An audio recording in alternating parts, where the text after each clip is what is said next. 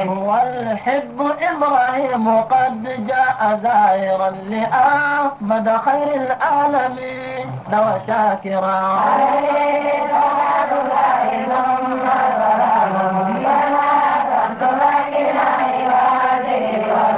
والحب إبراهيم قد جاء زائرا لأحمد خير العالمين وشاكرا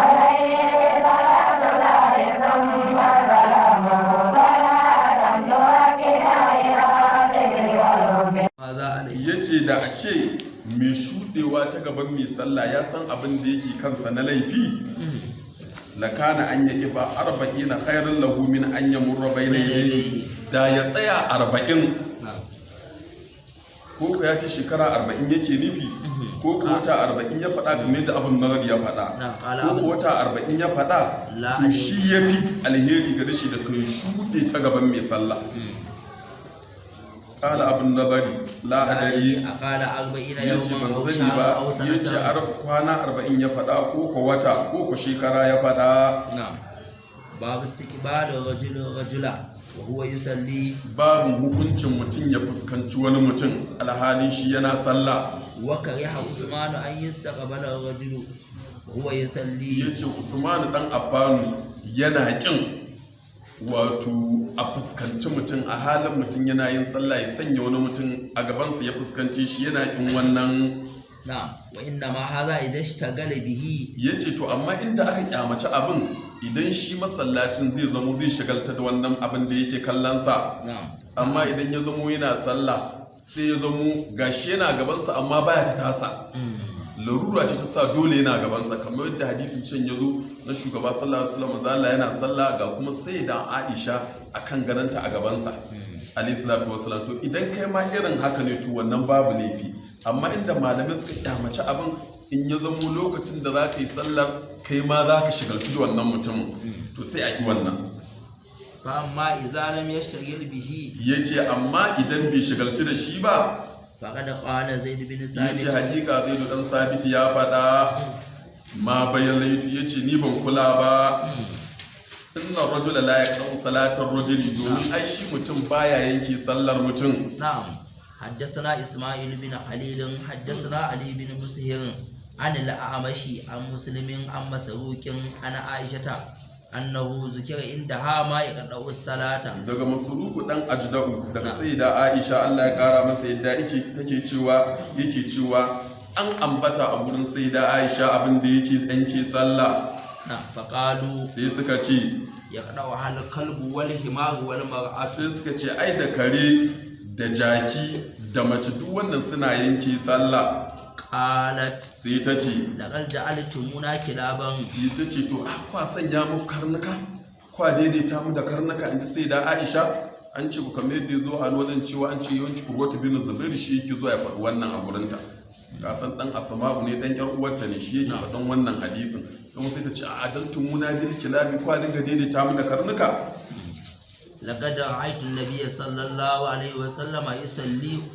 وإني لبينه وبين القبلة. tace haƙiƙa na ga manzon Allah sallallahu alaihi wasallam yana yin sallah alhalin ni ina tsakanin sa da alqibla, wa ana mudraja'atun yace ala kuma ni sayyid, ina kwance akan gado, fatakuni li al-hajat, yace har sai bukata ma ta kama ni, fa akrahu an astaqbilahu, yace sai in dinga kin in fuskance shi sallallahu alaihi wasallama, sallu yace sai insilalan. in silale in janye jikina. wa an al-amash an ibrahim an al-aswad an aisha nahawu, yace to hakan nan daga Amashu shine Sulaiman bin Mihran, daga Ibrahim nayi daga Aswadu daga Aisha, kutancin wannan hadisin kaga ya samu hadisin ta hanya biyu kenan, can an samu ta hanyar Masruq nan kuma an samu ta hanyar Aswad bin Yazid, wanda kuma an san dukkanin su mutanen Kufa ne. na'am babu salata khalfan nayi, yace babu hukuncin yin sallah a bayan mai bacci. حدثنا مسدد قال حدثنا يحيى قال حدثنا هشام قال حدثني أبي عن عائشة قالت كان النبي صلى الله عليه وسلم يصلي وأنا راكدة معترضة على فراشه. na'am fa iza فإذا أراد أن يترى أيقظني فأوترت. yace to kaga nan ya kawo wannan babi akan cewa hukuncin yin sallah khalfan na'imi a bayan mai bacci. ya kawo shi ne saboda akwai hadisi ya tabbata a cikin Abu Dawud, hadisin Abdullahi bin Abbas, wanda yake cewa la tusallu khalfan na'im walal mutahaddis, yake hani gabarin kada ku yi sallah a bayan mai bacci ko ko wanda yake mai hira, kada ku yi sallah kuna mai fuskantar sa. To shine nan Imam Bukhari ya kawo wannan saboda ya nuni akan cewa wannan ruwayar abinda malamai suka faɗa hadisi ne wanda suka ce bai inganta ba, hadisin ba za a yi tijaji da shi ba, saboda a cikinsu akwai Hisham bin Yazid al-Basri. Yawancin duk malaman hadisi sun ce wannan da'ifi ne, ya kai matuƙa cikin rauni da gaske, suka ce ba za a yi tijaji da shi ba, saboda kuma kaga ga hadisi wanda yake ingantacce ya tabbata a cikin sahihi cewa hakan ya tabbata ga shugaba sallallahu alaihi wasallama. To shine kaga ya kawo hadisi ga shirin sa Musaddad dan Musarhadin, ya daga shi zuwa kan Hisham daga babansa daga sayyida Aisha take cewa manzo Allah sallallahu alaihi wasallam ya kasance yana yin sallah alhalin ni ina kunci, wato ala firashi akan shimfidarsa. Fa idza arada an yutara, idan ya nufin zai yi wutiri ai kada ni fa autartu, kenan sai farkar da ni sai in yi wutiri. Kaga abin da yake nema kenan a cikin wannan babin, ko halaccin yin sallar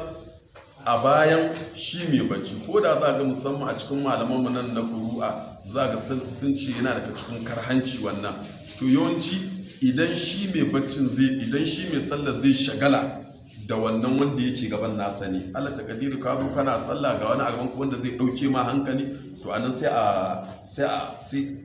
sai zama an karhanta a yi haka din kuma. Yawa kuma kaga hadisin nan za mu fahimci abubuwa da yawa.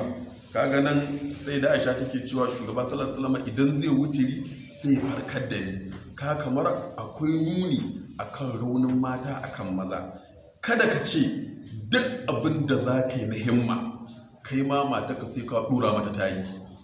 Allah bai yi ku daidai ba, ar-rijalu qawwamuna 'ala an-nisa'i, bai yi ku daidai ba. Kaga shugaba zai tashi sallar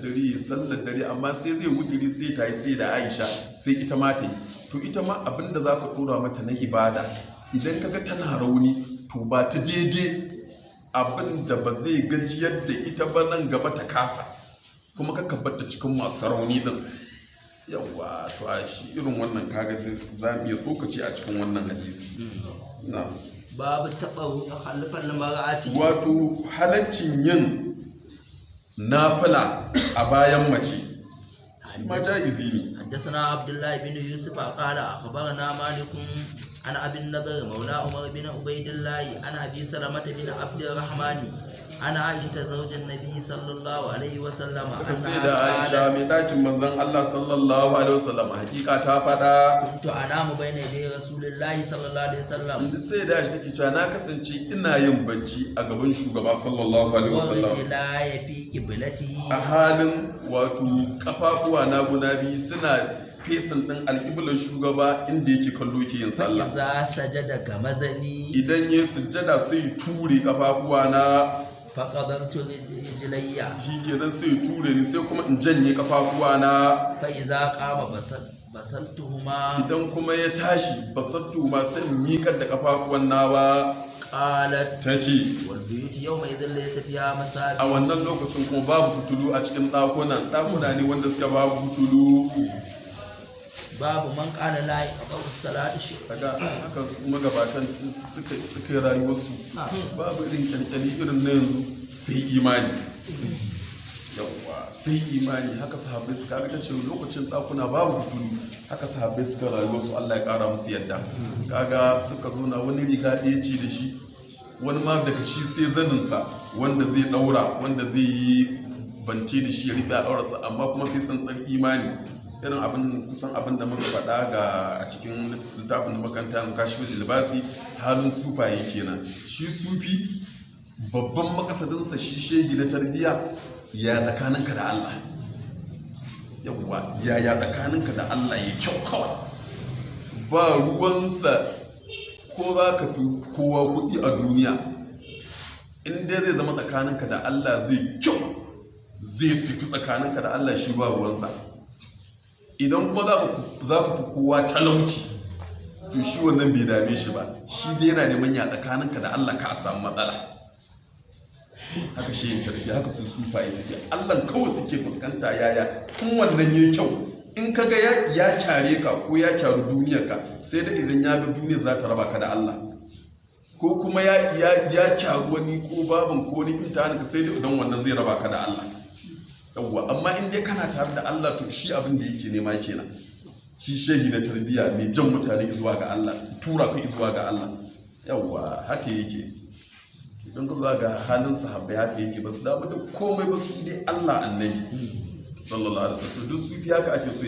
ya zama himmarsa akan Allah akan annabi ko da zai je wani kasabi wasu abubuwa na yadda zai tafi da rayuwarsa wannan yayi amma kuma himmarsa mu'uzamin himmarsa akan Allah da annabi kada ya fada abin da zai shagaltar da shi gabanin Allah shine kaga shi Imam Jalil da aka tambaye shi menene duniya kullu ma shagalaka anillahi fa huwa duniya duk abin da ya raba ka da Allah to wannan shine duniya to in abu bai raba ka da Allah ba wannan ba duniya bane a gurinka yawa ko aikin da'a ne ya zama sai ya janyo ma fushi gurin Allah ya janyo ma karabu da Allah wannan ya zama ya shigaltar da kai gabarin Allah na'am babu man qala la yaqta'u salatu shay'un babu wanda yace ai wani abu baya yanke sallah daga aikin wanda ba a cikin sallah yake ba kana cikin sallah wani yazo ya karya ma sallah suka ce to wannan baya yanke sallah